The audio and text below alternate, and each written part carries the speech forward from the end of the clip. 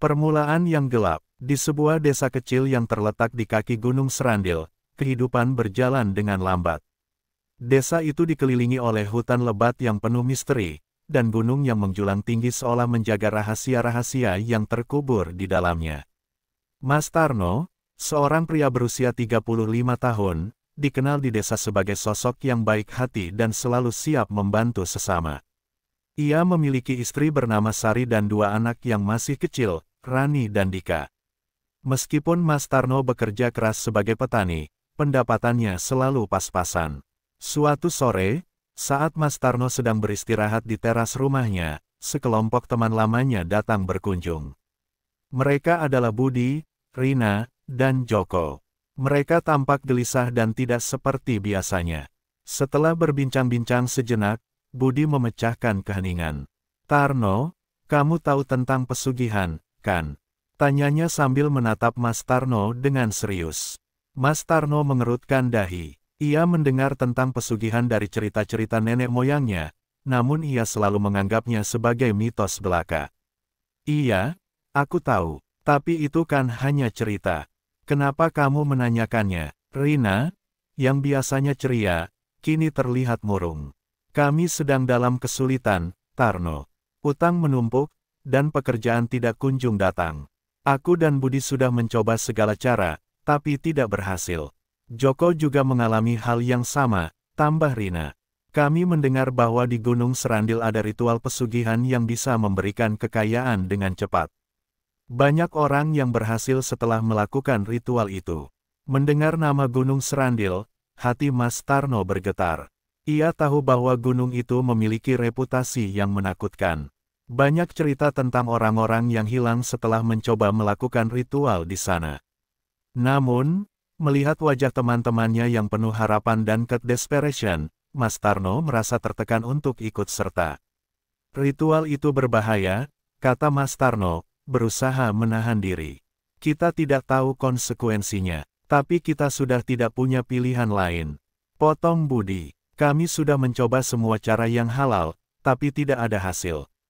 Ini adalah satu-satunya harapan kami." Mas Tarno merasa terombang-ambing antara rasa takut dan keinginan untuk membantu teman-temannya. Ia memikirkan keluarganya, terutama anak-anaknya yang membutuhkan biaya untuk sekolah. Dalam pikiran yang penuh keraguan, ia akhirnya mengangguk. "Baiklah, kita coba, tapi kita harus hati-hati." Malam itu, mereka berkumpul di rumah Mas Tarno untuk mempersiapkan ritual. Suasana di dalam rumah terasa tegang, dan hanya ada suara detak jam yang mengisi keheningan. Mereka membeli berbagai sesajen, mulai dari makanan, bunga, hingga hewan ternak. Mas Tarno mengeluarkan tabungan kecilnya untuk membeli semua perlengkapan tersebut, berharap agar semuanya bisa berjalan lancar. Saat mereka menyiapkan semuanya, Mas Tarno teringat akan peringatan dari orang-orang tua di desa tentang bahaya yang mengintai di balik ritual pesugihan. Namun, ia berusaha mengusir pikiran itu. "Ini hanya ritual," pikirnya. "Semua orang melakukannya dan berhasil. Apa yang bisa salah?" Dengan harapan yang tinggi, mereka berencana berangkat ke Gunung Serandil malam itu juga. Meskipun perasaan tidak nyaman menggelayuti hati Mas Tarno, ia bertekad untuk membantu teman-temannya.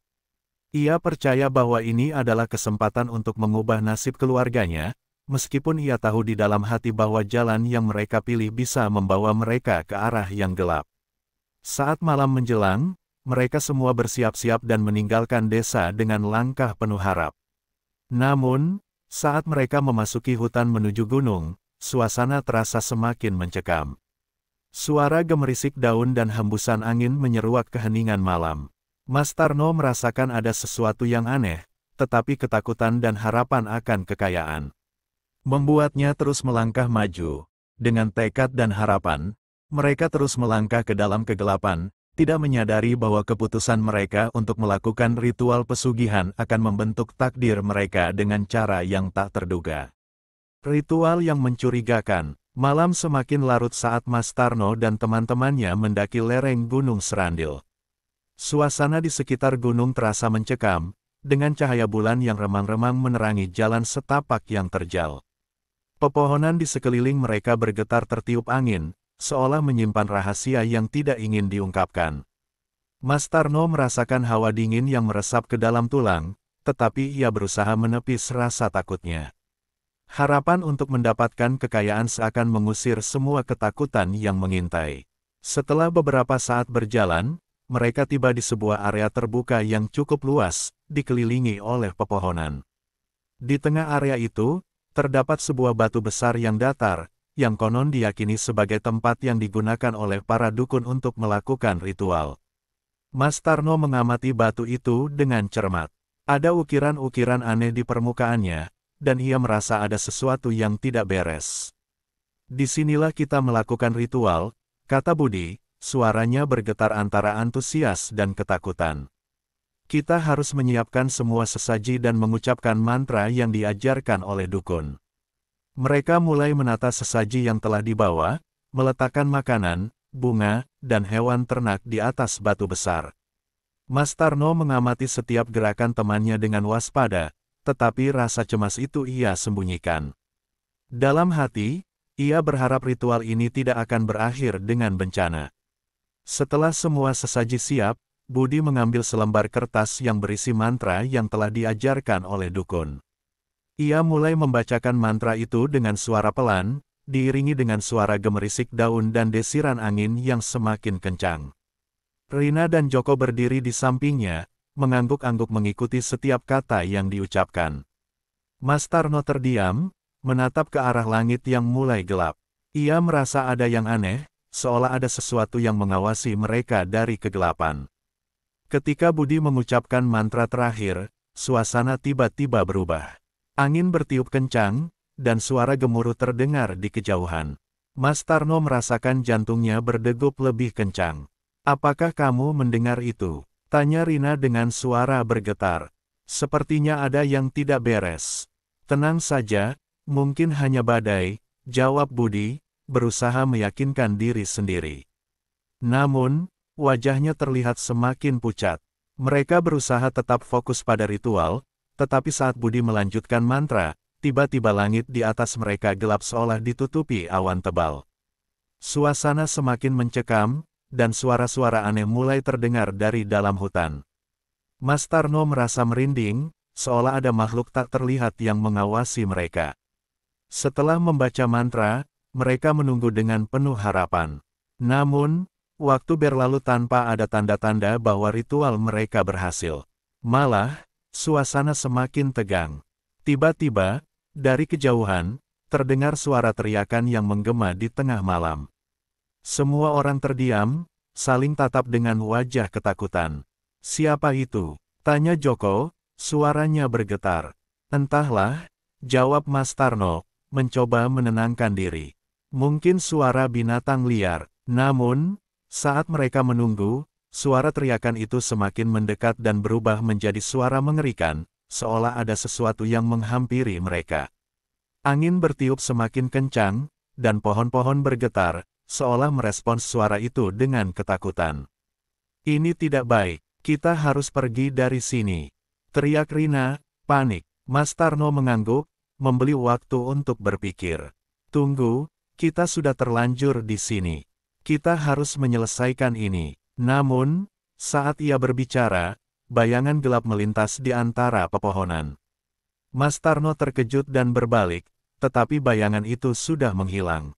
"Apa itu?" tanyanya, suaranya bergetar. "Saya tidak tahu, tapi kita harus pergi," desak Budi. Dengan hati yang berdebar, mereka bergegas mengemas sesaji yang belum sempat dibawa pulang. Namun, saat mereka berbalik untuk meninggalkan tempat itu, suara teriakan yang mengerikan itu kembali terdengar, lebih dekat dan lebih jelas. Suasana semakin mencekam, dan ketakutan mulai menguasai pikiran mereka. Akhirnya, mereka memutuskan untuk meninggalkan lokasi ritual dengan cepat. Namun, saat mereka berlari menuruni lereng gunung, Mas Tarno merasakan seolah ada sesuatu yang mengejar mereka. Ia menoleh ke belakang, tetapi tidak melihat apa-apa. Rasa takut itu semakin menyelimutinya, membuatnya berpikir bahwa mungkin mereka telah mengganggu sesuatu yang seharusnya tidak mereka sentuh. Sesampainya di desa, mereka terengah-engah dan cemas. Mas Tarno merasakan perutnya bergejolak, tidak bisa menahan rasa takut dan kekhawatiran akan apa yang telah terjadi. Di dalam hati, ia mulai meragukan keputusan mereka untuk melakukan ritual pesugihan tersebut. Apakah benar mereka akan mendapatkan kekayaan, atau justru masalah baru yang akan menghampiri mereka? Mereka semua berpisah dengan perasaan berat di hati, berharap bahwa ritual yang telah mereka lakukan tidak akan membawa dampak buruk dalam hidup mereka. Namun, Mas Tarno tidak bisa menghilangkan rasa cemas yang terus menghantuinya, seolah bayang-bayang kegelapan dari Gunung Serandil masih mengintai, menunggu saat yang tepat untuk menghampiri mereka. Malapetaka yang menghantui, hari-hari setelah ritual di Gunung Serandil berlalu tanpa perubahan yang berarti. Mas Tarno dan teman-temannya kembali ke rutinitas sehari-hari, tetapi suasana hati mereka terasa berat. Meskipun harapan akan kekayaan masih ada, kenyataan tidak seindah yang mereka bayangkan. Mas Tarno merasa cemas, dan setiap kali ia melihat ke arah gunung, ingatan akan malam itu kembali menghantuinya. Beberapa hari setelah ritual, Mas Tarno mulai merasakan dampak negatif dari keputusan yang mereka ambil. Usahanya sebagai petani mengalami penurunan hasil. Tanaman yang biasanya subur kini layu dan terserang hama. Ia merasa putus asa, tetapi berusaha untuk tetap tegar demi keluarganya. Di sisi lain, teman-temannya juga merasakan dampak serupa. Budi yang bekerja sebagai buruh tani tiba-tiba kehilangan pekerjaan. Aku sudah mencoba melamar kerja ke beberapa tempat, tapi selalu ditolak, keluh Budi saat mereka berkumpul di rumah Mas Tarno. Seolah ada yang menghalangi langkahku. Rina, yang biasanya ceria, kini terlihat murung dan tidak bersemangat. Aku terpaksa menjual barang-barang berharga di rumah untuk membayar utang. Semuanya terasa semakin sulit, ujarnya dengan suara penuh penyesalan. Mas Tarno merasa bersalah. Ia merasa bahwa semua ini adalah akibat dari keputusan mereka untuk melakukan ritual pesugihan. Seharusnya kita tidak melakukannya, katanya dengan nada menyesal. Kita telah mengganggu sesuatu yang tidak seharusnya kita sentuh. Joko, yang selalu berusaha optimis, mencoba menenangkan mereka. Mungkin ini hanya ujian. Kita harus tetap bersabar. Kekayaan tidak datang dengan mudah, mungkin kita harus mencarinya dengan cara yang lebih baik. Namun, semangat Joko tidak bisa menghapus rasa cemas di hati Mas Tarno. Suatu malam, saat ia terjaga di tengah malam, ia mendengar suara aneh dari luar rumah. Suara itu terdengar seperti bisikan, dan membuatnya merasa merinding. Ia mencoba mengabaikannya, tetapi suara itu terus berlanjut, seolah memanggil namanya. Mas Tarno tidak bisa tidur. Ia teringat akan ritual yang telah mereka lakukan dan bagaimana mereka mungkin telah menarik perhatian makhluk-makhluk dari alam lain. Pikirannya semakin kacau, dan ia merasa seolah ada yang mengawasinya dari kegelapan. Keesokan harinya, Mas Tarno memutuskan untuk pergi ke Gunung Serandil lagi, berharap bisa mendapatkan petunjuk atau jalan keluar dari masalah ini. Ia merasa perlu menghadapi apa yang telah mereka lakukan, meskipun ketakutan menyelimuti hatinya. Dengan tekad yang bulat, ia berencana pergi sendirian agar tidak menambah beban teman-temannya. Setibanya di kaki gunung, suasana terasa mencekam. Hawa dingin dan suara hutan yang sunyi mengingatkannya pada malam ritual. Ia melangkah perlahan, merasakan setiap langkahnya penuh dengan ketidakpastian. Saat ia tiba di lokasi ritual, ia tertegun melihat batu besar yang kini tampak lebih menyeramkan. Ukiran-ukiran di permukaannya seolah semakin jelas, dan terlihat ada sesuatu yang bergerak di antara bayangan pepohonan. Mas Tarno merasakan ketakutan yang mendalam. Ia mencoba memanggil spirit yang mungkin masih ada di tempat itu, berharap bisa meminta maaf dan menjelaskan bahwa mereka tidak bermaksud mengganggu. Kami tidak tahu apa yang kami lakukan, teriaknya, suaranya menggema di antara pepohonan. Tolong, jangan hancurkan kami. Namun, tidak ada jawaban. Hanya keheningan yang menyelimuti. Mas Tarno merasa putus asa dan mulai berjalan mundur, ingin segera meninggalkan tempat itu. Namun, saat ia berbalik, ia melihat bayangan gelap melintas di antara pepohonan. Jantungnya berdegup kencang, dan ia berlari sekuat tenaga, tidak berani menoleh ke belakang. Setelah kembali ke desa, Mas Tarno merasa lebih tertekan. Ia menceritakan pengalamannya kepada teman-temannya, tetapi mereka tampak ragu. "Apa yang kamu lihat?" tanya Rina, wajahnya pucat. "Hanya bayangan," jawab Mas Tarno. "Tapi aku merasa seolah ada sesuatu yang mengawasi kita." Hari-hari berlalu, dan keadaan semakin memburuk. Mas Tarno mengalami hal-hal aneh di rumahnya. Terkadang, ia mendengar suara-suara aneh di malam hari, seperti bisikan yang memanggil namanya. Rani dan Dika, anak-anaknya, juga mulai merasakan hal yang sama. Mereka mengaku melihat sosok bayangan di sudut-sudut gelap rumah, membuat mereka terbangun di tengah malam dengan ketakutan. Suatu malam, saat seluruh keluarga berkumpul, Dika tiba-tiba berteriak, "Ada orang di luar, Ayah." Suara ketakutan anaknya membuat Mas Tarno berlari ke jendela. Namun, tidak ada siapa-siapa di luar. Hanya kegelapan yang menyelimuti desa. Mas Tarno merasa terjebak dalam kegelapan yang terus memburuk. Ia merasakan bahwa setiap keputusan yang diambilnya semakin menjauhkan mereka dari harapan. Ketika ia melihat wajah-wajah putri dan anak laki-lakinya, ia menyadari betapa besar penyesalan yang menyelimuti hatinya. Ia merasa bersalah telah membawa mereka ke dalam masalah ini. Dengan hati yang penuh penyesalan, Mas Tarno memutuskan untuk berbicara dengan teman-temannya lagi. Mereka semua harus duduk bersama dan mencari jalan keluar dari situasi ini. Ia tahu, jika mereka tidak segera bertindak, maka malapetaka akan terus menghantui mereka, dan mungkin akan merenggut segalanya yang mereka cintai. Penyesalan yang mendalam. Malam itu, Mas Tarno mengundang teman-temannya untuk berkumpul di rumah.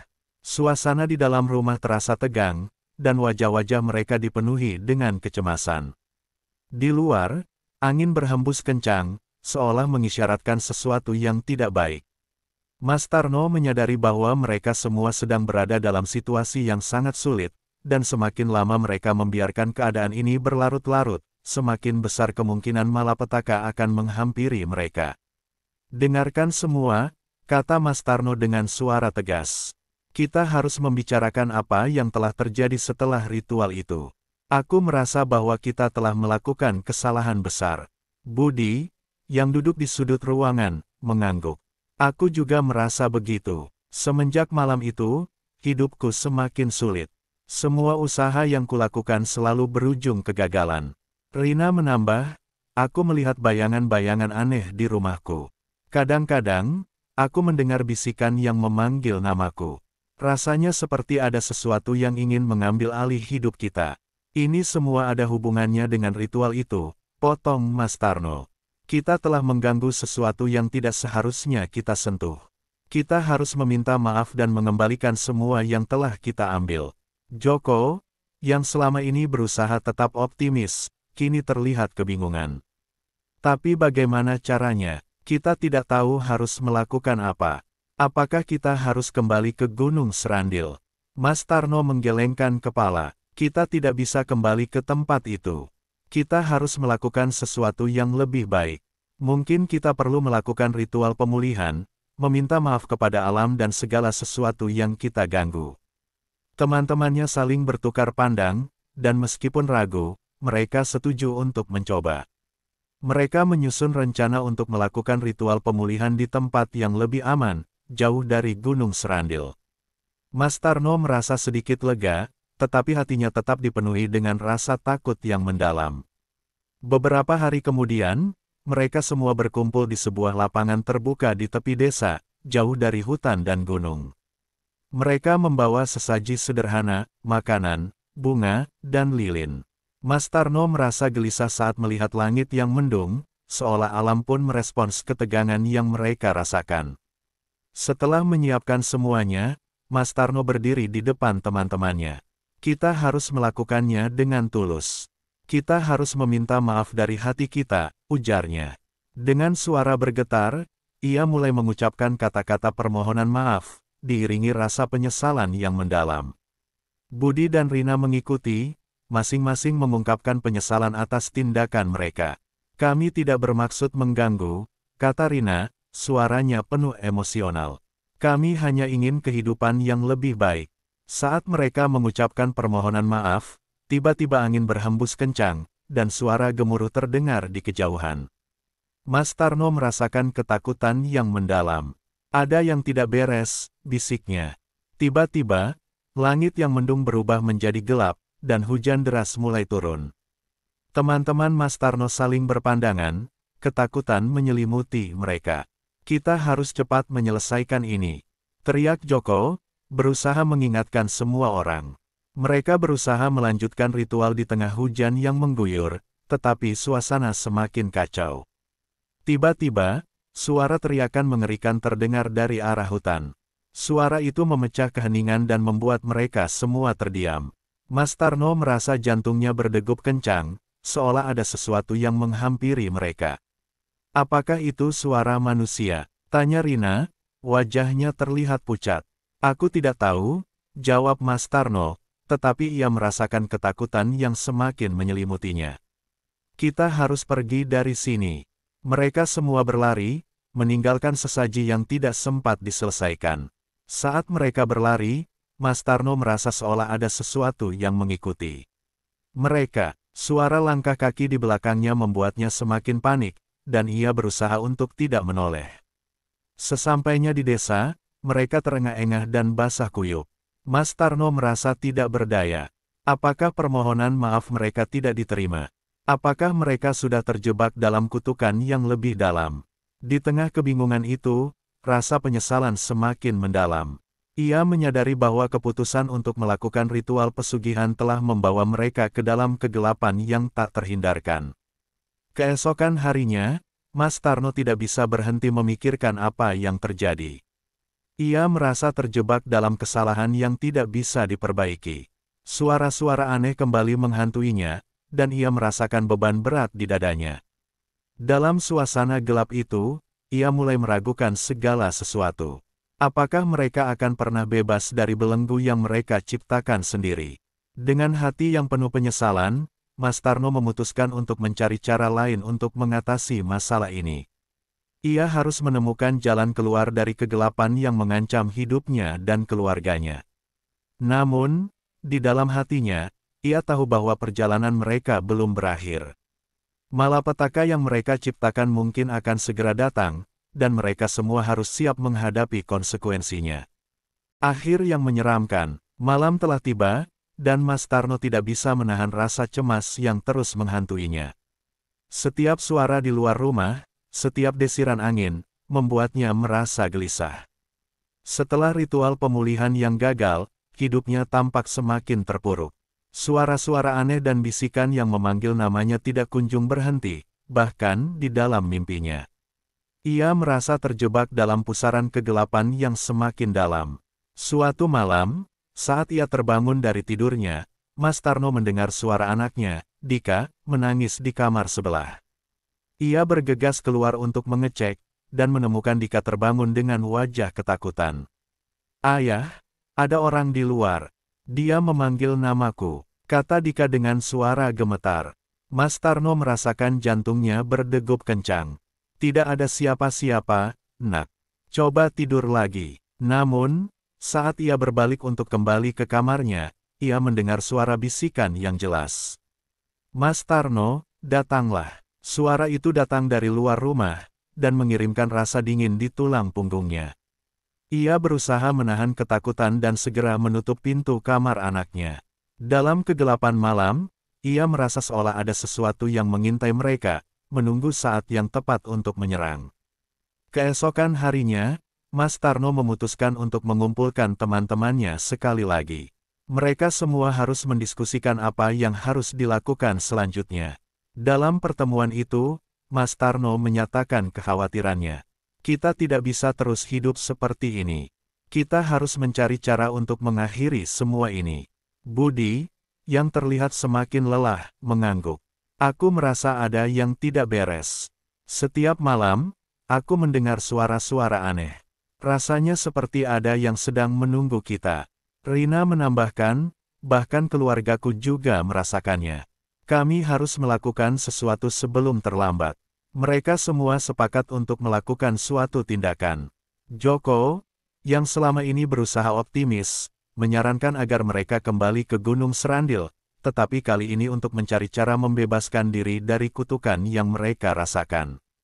Mungkin kita harus menghadapi apa yang telah kita buat, katanya. Malam itu, mereka berangkat ke Gunung Serandil dengan hati yang berat. Setiap langkah terasa berat, dan suasana di sekitar mereka terasa semakin mencekam. Hawa dingin dan suara hutan yang sunyi semakin menambah ketegangan. Saat mereka tiba di lokasi ritual sebelumnya, suasana di sekitar batu besar itu tampak lebih gelap dan menyeramkan. "Dengar, kita harus melakukan ini dengan hati-hati," kata Mas Tarno. "Kita harus meminta maaf lagi, dan kali ini dengan tulus. Jika tidak, kita mungkin tidak akan pernah bebas dari ini." Mereka menyiapkan sesaji yang sederhana, berdoa dan mengucapkan kata-kata permohonan maaf. Mas Tarno merasakan jantungnya berdegup kencang saat ia mulai mengucapkan kata-kata itu. Namun, saat mereka berdoa, angin tiba-tiba berhembus dengan kencang, dan suasana semakin mencekam. Bayangan gelap mulai berkumpul di antara pepohonan, seolah mengawasi mereka. Tiba-tiba, suara teriakan menggema di hutan, dan membuat mereka semua terlonjak ketakutan. "Apa itu?" Rina berteriak, suaranya penuh ketakutan. Mas Tarno merasakan hawa dingin menyelimuti tubuhnya. "Kita harus pergi dari sini," teriaknya, tetapi saat mereka berbalik, bayangan gelap itu sudah berdiri di depan mereka, menghalangi jalan pulang. Bayangan itu tampak seperti sosok manusia, tetapi wajahnya tidak terlihat. Hanya kegelapan yang menyelimuti seluruh tubuhnya. Suara bisikan yang familiar kembali terdengar, "Kalian telah mengganggu kami. Kini saatnya untuk membayar." Mereka semua ketakutan, tidak tahu harus berbuat apa. "Kami meminta maaf. Kami tidak bermaksud mengganggu," Mas Tarno berteriak, suaranya pecah dalam kepanikan. Namun, bayangan itu hanya tertawa, suara tawa yang menyeramkan menggema di antara pepohonan. "Kesalahan kalian telah dilakukan. Kini, kalian akan merasakan akibatnya." Dalam sekejap, suasana berubah menjadi kacau. Angin berhembus kencang, dan suara gemuruh terdengar semakin dekat. Mas Tarno dan teman-temannya berlari, tetapi seolah-olah ada sesuatu yang menghalangi mereka. Mereka terjebak dalam kegelapan, tidak bisa menemukan jalan pulang. Mas Tarno merasakan ketakutan yang mendalam. Ia terus berlari, tetapi bayangan itu selalu ada di belakangnya, seolah mengejar dan menunggu saat yang tepat untuk menangkap mereka. Saat ia berlari lebih jauh, ia melihat teman-temannya satu persatu terjatuh, terjebak dalam kegelapan dan tidak bisa bangkit lagi. "Tarno, tolong!" teriak Rina, tetapi suaranya semakin jauh saat bayangan itu menariknya ke dalam kegelapan. Mas Tarno merasa putus asa. Ia berlari sekuat tenaga, tetapi bayangan itu semakin dekat. "Tidak, jangan ambil mereka!" ia berteriak, tetapi suara itu hanya tertawa, mengabaikan jeritannya. Akhirnya, Mas Tarno terjatuh, dan saat ia menoleh, ia melihat bayangan itu berdiri di atasnya, siap untuk mengambilnya. Dalam kepanikan, ia mengingat wajah anak-anaknya, Rani dan Dika. "Tolong, jangan!" teriaknya, tetapi bayangan itu hanya tersenyum menyeramkan. Dalam sekejap, kegelapan menyelimuti Mas Tarno. Ia merasa terjebak dalam kegelapan yang tak berujung, tidak tahu apa yang terjadi pada teman-temannya. Saat ia merasa kehilangan harapan, suara bisikan itu kembali terdengar, "Kalian telah memilih jalan ini. Kini, kalian akan merasakan akibatnya." Di dalam kegelapan, Mas Tarno menyadari bahwa semua ini adalah hasil dari keputusan yang diambilnya. Ia merasa penyesalan yang mendalam, tetapi sudah terlambat. Kegelapan itu menghisap semua harapan dan impian yang pernah dimilikinya.